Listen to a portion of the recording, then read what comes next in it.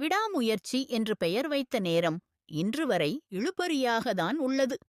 விடாமுயற்சியை மக்கள் மறந்தே போயிருந்த தருவாயில் மீண்டும் உயிர் கொடுத்து எழுப்பி பொங்கலுக்கு ரிலீஸ் அப்படின்னு அறிவித்தார்கள்.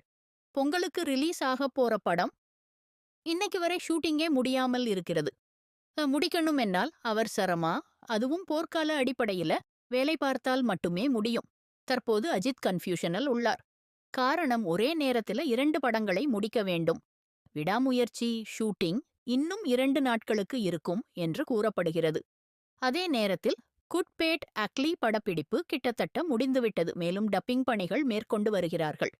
ஒரே நேரத்தில் நடிக்கவும் வேண்டும், டப்பிங் வேலையும் உள்ளதால் முதலில் எதை முடிப்பது என்று குழம்பி போயுள்ளார் அஜித். மேலும் முதலில் விடாமுயற்சி படம் வெளியாவதால் அந்த படத்தை முடித்து விடுவோம் என்ற எண்ணத்தில் அஜித் வேலை பார்த்து கொண்டு இருக்கிறார். இதனால் குட்பேட் அக்லி படத்தின் வேலைகள் கிடப்பில் கிடக்கிறது. டப்பிங் வேலைகள் தள்ளி போவதால்